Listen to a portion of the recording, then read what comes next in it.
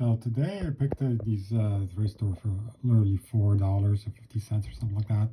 It's the Optimus PRO-X33A. I like small speakers, kind of nifty looking. These are the Radio Shack brand. The drivers look fine. By the way, there's an easy way to remove these. Just get like a little knife, something like this. Let me zoom out. Little pocket knife and just go on the corner and slowly. They have two strips of glue here, like a little glue strips, I guess. So just remove them, and then that will come out really easily if you want access to the drivers to see them. And then you can see the strips of glue are kind of here. See in the corners, on both corners. Anyway, then you can get access to the driver. Looks fine. This round looks fine. Looks like a paper driver. This driver is full range, meaning that it's not connected to any crossover. Now, the tweeter does have a capacitor, but the capacitor is so small. Zoom in. Check out the value, 50 volts, 0.22 UF. Okay, so let's remember that value. 0.22 UF, 50 volt cap. That the crossover point is going to be so high that it's not doing anything. Literally, that tweeter is not doing it, literally anything. So we're going to replace it with little different ones. These are 50 volt 10 UF. We're gonna go with 10 UF. Now now how do I come up with this stuff? How do I come up with the value? Well, first of all, I've been in this hobby for a while, so I kind of know that the higher the capacitance, the lower the cutoff points.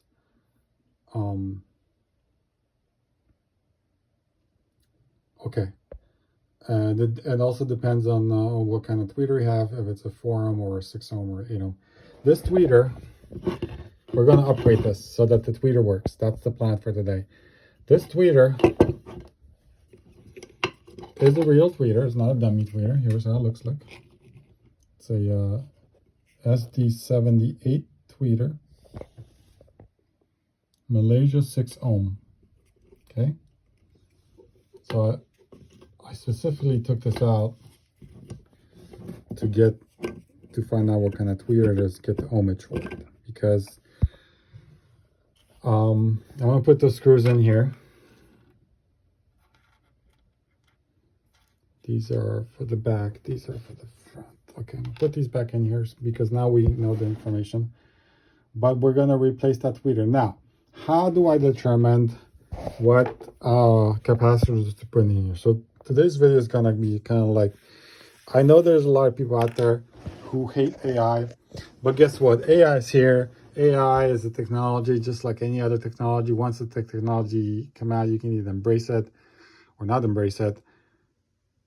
And I mean, if you're retired, you don't care, then you don't care, right? But if you're not retired, you should embrace it because it will help you so much in life. So today is a pure example of how I use AI almost all the time, but today's example is going to be how I use do research using AI also for personal things. So I literally, this is if you never heard of this app called Perplexity, it's pretty damn good. You should download it. It can do a lot of research for you. Just download, it's free. Log in with your Gmail account and it'll be free. So let's go to the top of my query. I've acquired some Optimus PRO-X33A Radio Shack speakers. They don't have a crossover. Woofer is directly connected to full range. The tweeter only has a protection capacitor at 0.22 50 cap UF cap. Is this the correct value for the tweeter? Does it even functional at the right cutoff frequency? The tweeter is a 6 ohm SD78 model. So it does this. It's actually interesting in what it does. It runs some Python scripts and does a whole bunch of math, and then refreshes the screen, gives you all the math and everything. But it tells you the series with a 6 ohm tweeter forming rudimentary high pass filter. However, the capacitor value is far too small to function effectively for typical tweeter protecting or meaningful frequency filtering. Here's the breakdown. The frequency of 120 kilohertz is far beyond the audible range.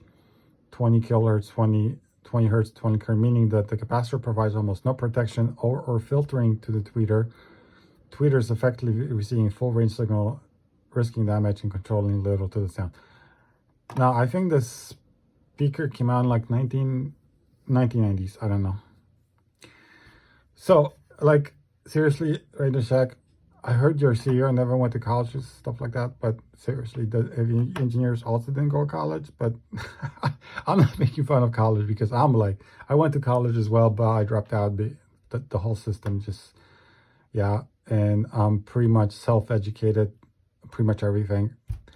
I went for business accounting, but it was just too boring. And I've been doing very well on my own with no college, so you can go high with no fancy degrees. Go by means, go get one if you want. I'm not against schools. I like schools. It's just, for me, this is where with different things I had going on in my life at that point. So tells you right now, ineffective protection. All right, I'm not going to repeat myself. Creates a cutoff so high that it fails to block low frequencies. For comparison, a typical tweeter protection capacitors are sized to cut off below 225K.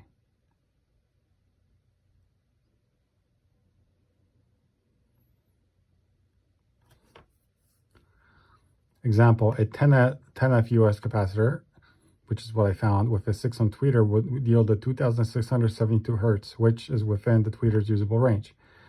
Okay, so that's what I'm gonna go with. I didn't have a.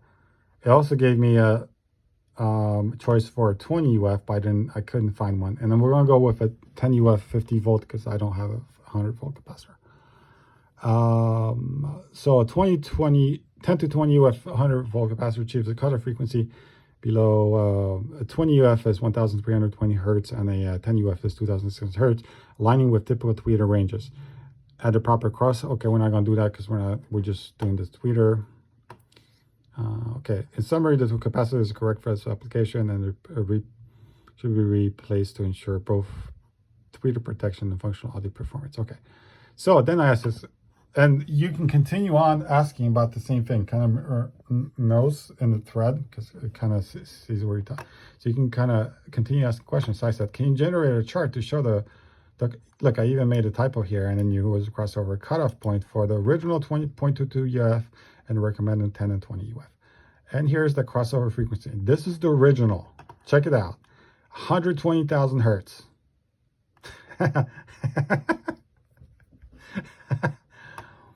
Okay.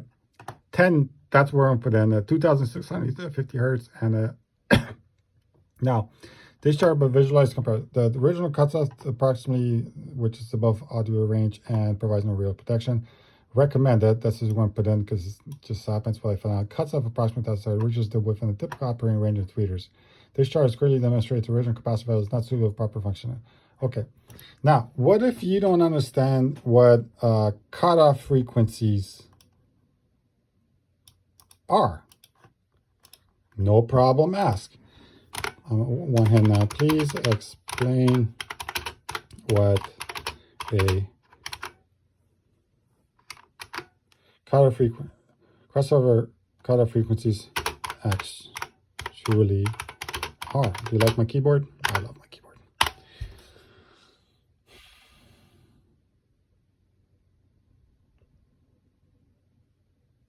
The cool thing about Perplexity is that it gives you the sources. Like, you don't have to, it tells you what to use for its research. And so that's good, right? People are always concerned about sources, especially if you went to college. What are the sources? Here you go. Here's your sources. What are the crossover frequencies? Crossover frequencies are a specific point in audio systems where the filter begins to attenuate the signal sent to speaker drivers such as a woofer or tweeter. This is a key concept of speaker design, ensuring that each driver only receives the range of frequencies it can reproduce effectively and safely. How the crossover, okay, crossover, typical. A cutoff frequency, sometimes called a crossover frequency, is the frequency at which the filter starts to significantly reduce signal level, specifically where the output drops. You can read the rest of it. For example, a tweeter's high pass filter has cut off at 2500 hertz will receive most of the frequencies above 2000 hertz. Okay, this is the key statement right here. We understand this now. High pass filter has a cutoff of 2500, so it's a cutoff. It will receive most frequency above. So what basically means is the driver will receive the frequency above the cutoff. So we can go back here. So with 10 UF, you will start receiving above this cutoff, 2650 hertz up. Everything above this and down is cut off. And then in 20, you will definitely pick up more or lower frequencies, but there's more of a risk here. And then this guy cuts it off 120,000 hertz. I'm still trying to laugh at this. Whew. Which means, I mean, everything is cut off from 120,000 to 0. Everything. So how the heck would this tweeter be able to provide any performance above 120,000 hertz? You cannot hear anything above 20,000 hertz. How would this do anything above? Maybe a dog can hear. No, I'm not even sure.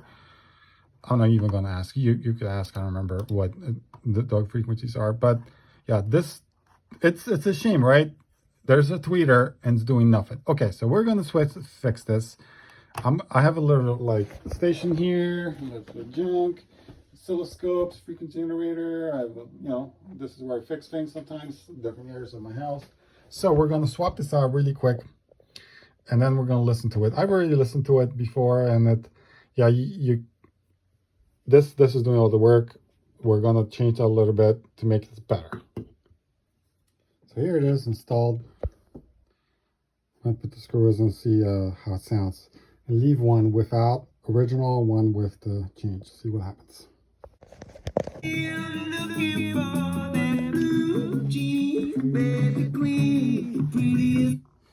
I lied a little bit. I said it was the end of the video. I want to show you guys how both of them sound fixed. Let's pick a different song.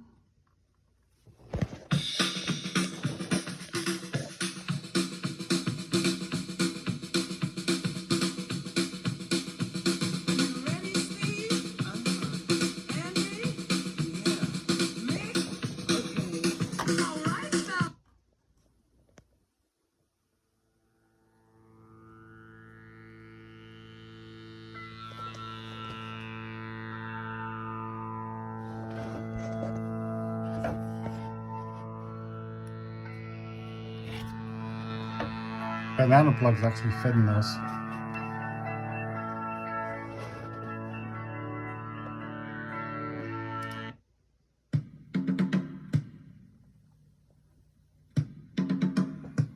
First time in this. Your pleasure in our presence then, our thoughts are true like anything we present ourselves.